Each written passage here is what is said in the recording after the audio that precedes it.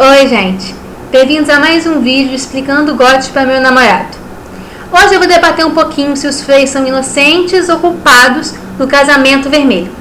E antes que vocês vão embora, fechem a aba do vídeo de pura revolta só de ouvir essa proposta, tipo, como assim os Freys podem ser inocentes do casamento vermelho? Todo mundo sabe que eles violaram as leis sagradas da hospedagem. Esperem um momento para eu explicar para vocês. Eu sei que essa teoria é controversa, mas ela tem pontos muito interessantes. Então, por favor, não saiam negativando esse videozinho. Só de saída, tá bom?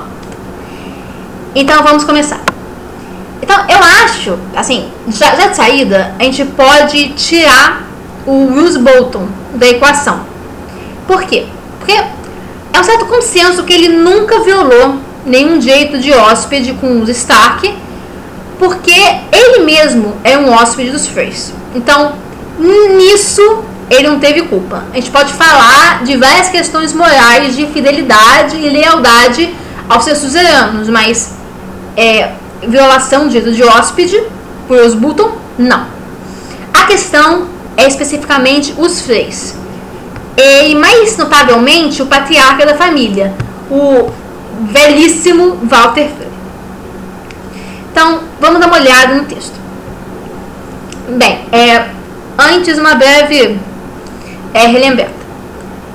O Robb, para chegar ao sul, ele precisava passar pelo Ramo Verde, no fim do primeiro livro, A Guerra dos Tronos. E por isso ele precisava atravessar o castelo da Casa Frey, né? Marchar entre ambas as pontes. E o velho Walder Frey não estava com muita vontade de fazer isso não. Como o próprio texto diz. Walder Frey, senhor travessia, reuniu uma força de quase 4.000 homens em seus castelos debruçados sobre o Ramo Verde. Então, eles não só não queria imediatamente deixar as forças do norte passarem, como colocou todo um exército no meio para impedir. Então, provavelmente ele estava disposto a resistir se uma barra fosse forçada, né? E assim, a Catelyn, a mãe do Robb, ela conhece muito melhor o Walder Frey do que a maioria da corte que cercava o jovem rei do norte. Então, nesse sentido, ela duvida da lealdade do Walder aos Tully e, por extensão, né, aos Stark.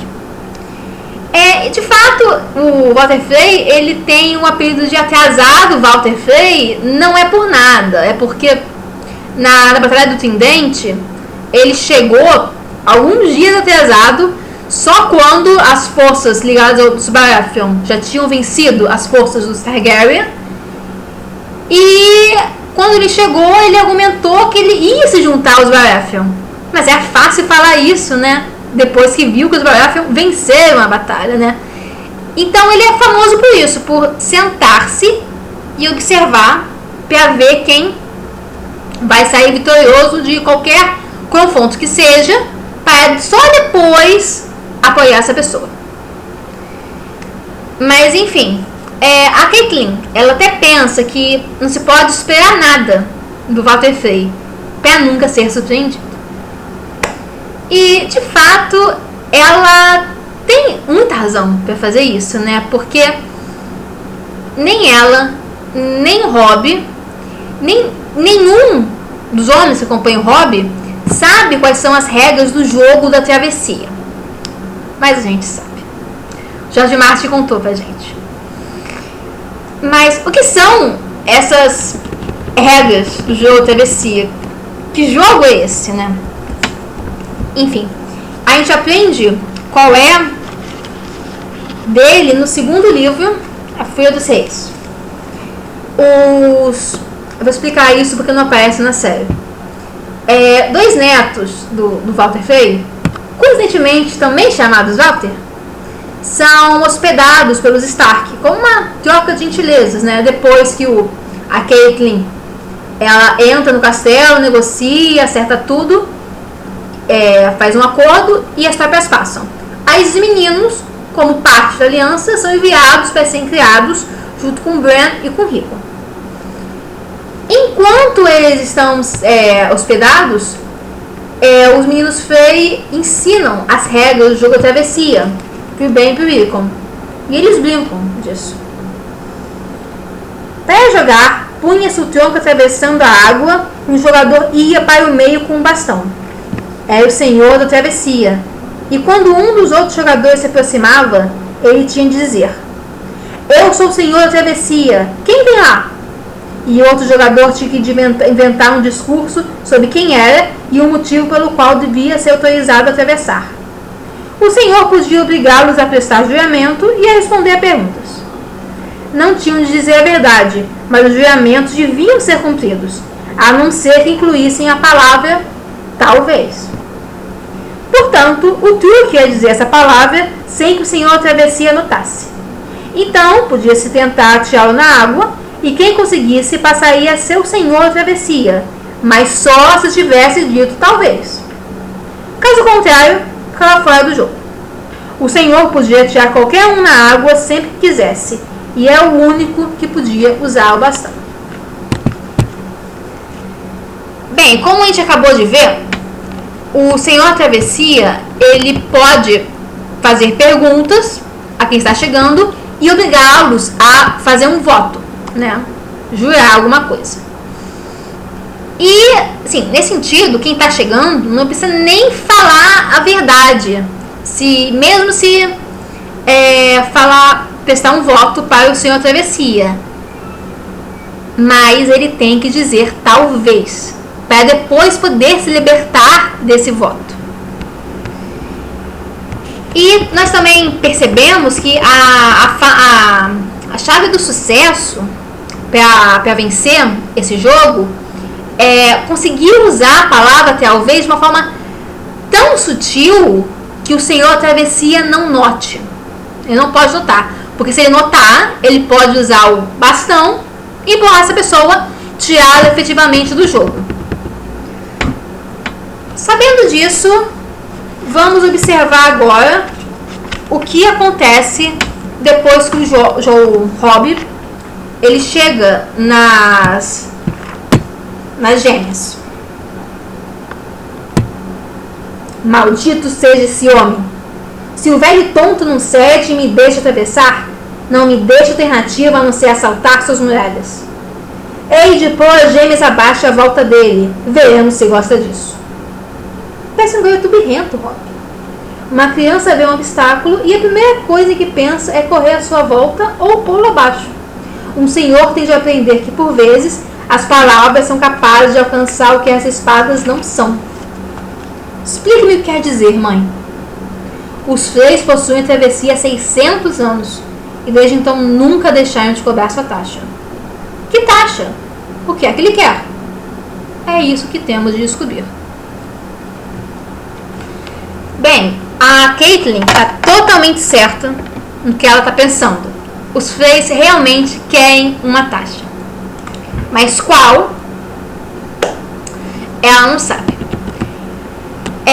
Quando ela entra no castelo e faz um acordo com o patriarca, ele expõe o seu pagamento. Ele quer que uma das filhas ou netas dele, nesse sentido, não tem preferência, quer que uma delas se case com o rei do norte, para ser a rainha do norte. E por consequência, colocar o sangue Frey nesse reino, né? Então, nesse sentido, é isso que o Walder Frey quer, que é o Robb jure, um casamento. E vocês se lembram no jogo? O peticionário, ele pode fazer um juramento e se livrar posteriormente dele se ele falar a palavra talvez. Bem, a Catelyn está falando em nome do filho, né? Porque é ela que entra para negociar. Ela usa as palavras com muito cuidado, é verdade, mas em nenhum momento usa a palavra talvez. Nem o Robb, quando é apresentado a ele esses tempos. E ele não tenta renegociar, sabe? Ele aceita a coisa totalmente de forma incondicional. Não tem nenhum se, nenhum mais, ou talvez. Então, de acordo com as regras do jogo, a travessia, ele aceitou as regras do Walter. E está preso com o julgamento agora. Que ele não pode circundar de nenhuma forma. Porque ele não disse a palavra talvez. Bem, agora vamos acelerar um pouco para o dia do evento fatídico em si. O dia do casamento vermelho. Previamente, como vocês devem se lembrar, o Robb, ele conheceu a Jane Westling, que consolou ele quando ele descobriu a morte do Brandon Rickon, e no meio desse consolo, ele acabou desvirginando ela. Enfim. E como o Robb é uma cópia fiel, né, nesse sentido, né, ele é um cara muito honrado. Então, ele não vai deixar a Jane desonrada. Ele casou com ela. No caminho, quebrando o acordo, a aliança que ele tinha feito com os Freys. Mas ele precisa das tropas. Então, ele tem que engolir em seco e ir para o castelo, para as Gêmeas, para pedir desculpas por Walter Frey, né? Ele faz isso no dia do casamento do tio dele, o Edmure, com uma das filhas do Walter Frey, a Roslyn, que foi arranjado para substituir o acordo do casamento do Robb com uma das filhas ou netas do Frey anteriormente. Bem, aí ele chega lá, aí leva umas ironias básicas, mas ele aguenta, né? Porque ele tem que aguentar, ele precisa das tropas, como eu já disse.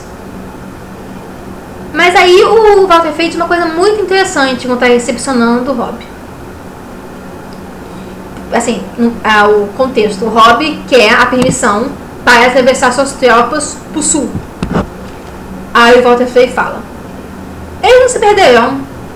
Já atravessaram uma vez, não foi? Quando vieram do norte.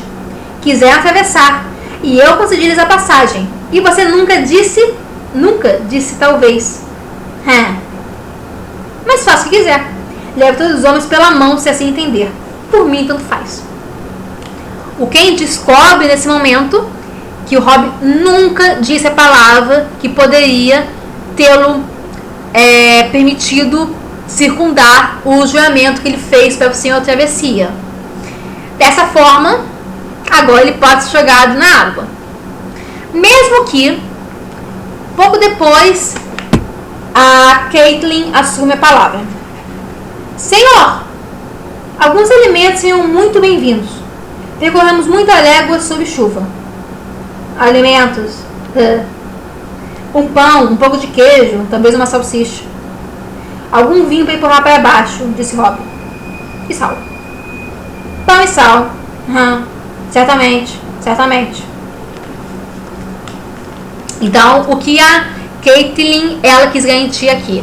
O jeito de hóspede ao requisitar o pão e o sal.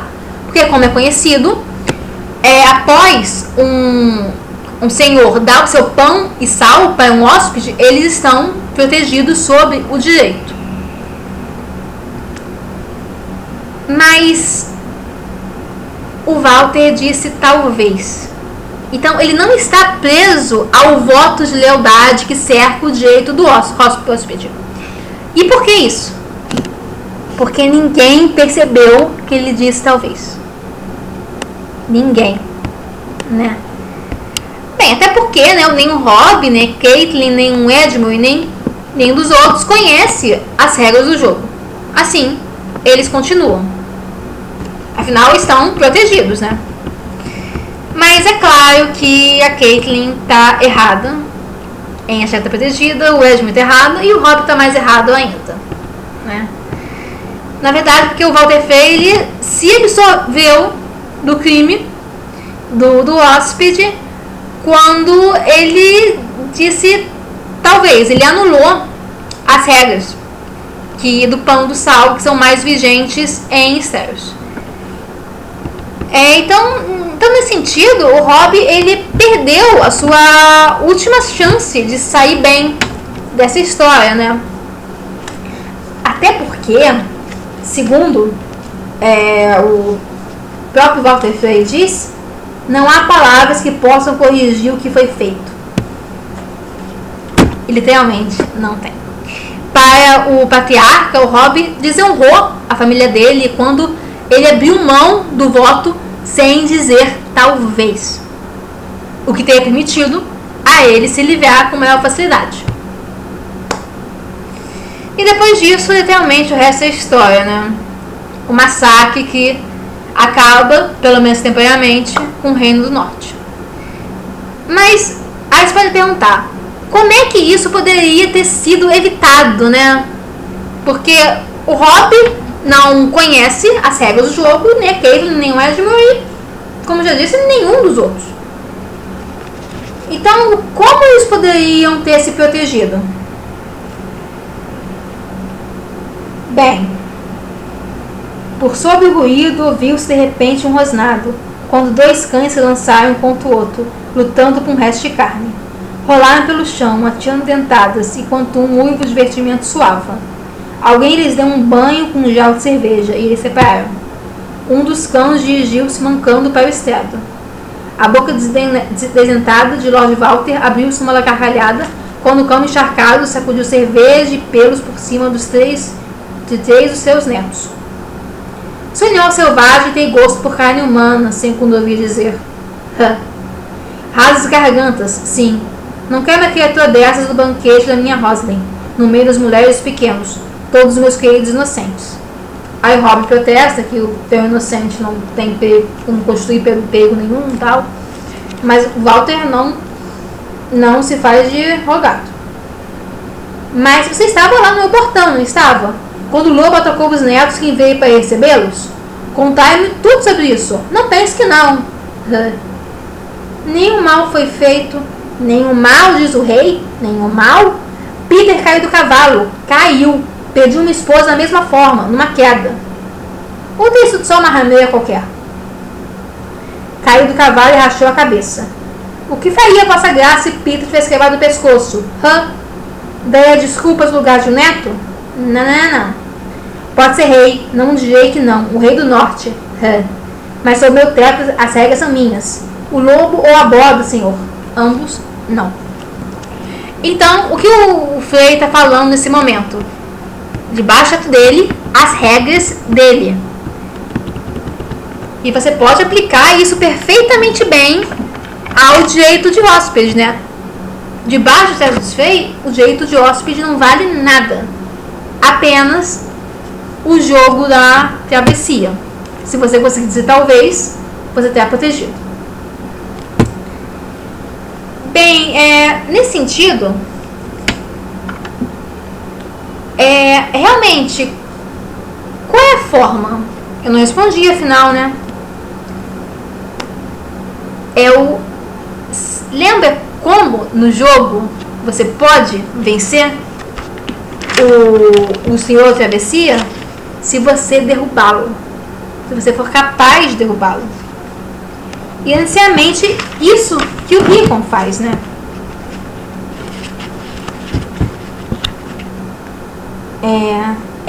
Agora eu quero jogar.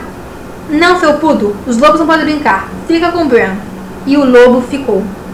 Até o momento em que o pequeno Walter bateu com o bastão em Rickon, bem cheio da barriga.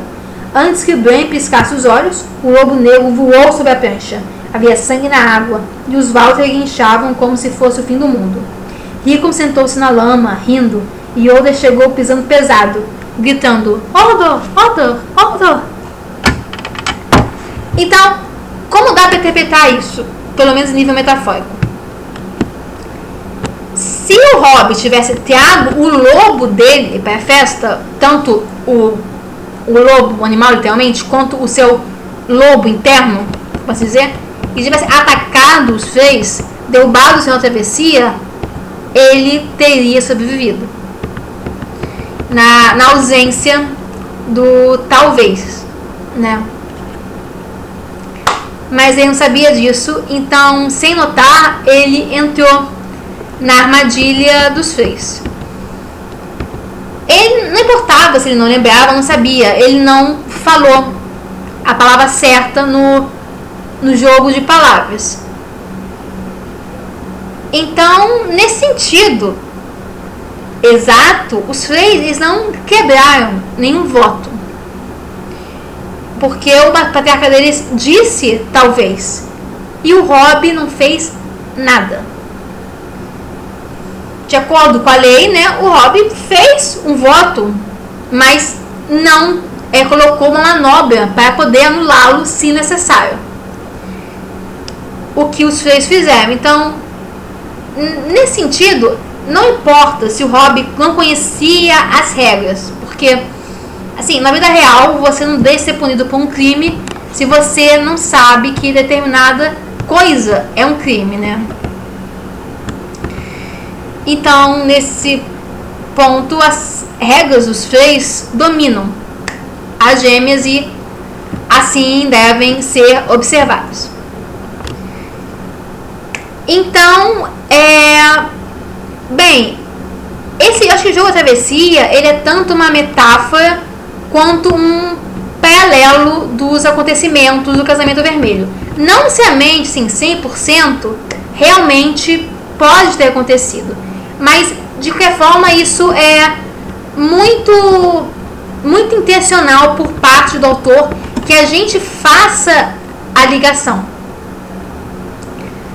Até porque, né, é interessante notar como ao crescer sabendo esse jogo, aplicando esse jogo, brincando, né, assim, as crianças elas são criadas apenas para ser mentirosos, trapaceiros, manipuladores.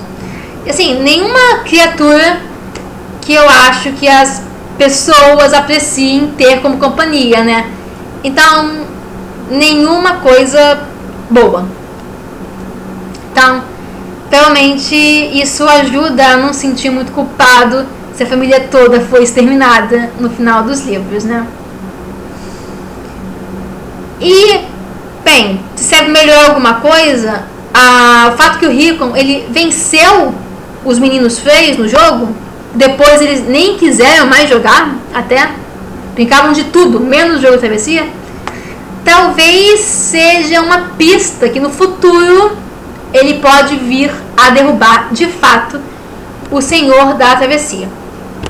Quem sabe? Bem, então eu acho que é só por isso hoje, pessoal. Se vocês gostarem do vídeo, curtam. Se quiserem, compartilhem. Se quiserem mais vídeos como esse, é só se inscrever no meu canal aqui embaixo. E não esqueçam de deixar sua opinião nos comentários. Para você, os Freys realmente não violaram o direito do hóspede? Ou as regras gerais de Estéros, do pão e do sal, são muito mais válidas do que uma regra particular qualquer de um jogo do Senhor da Travessia? O que vocês acham? Beijo, gente. Tchau, tchau.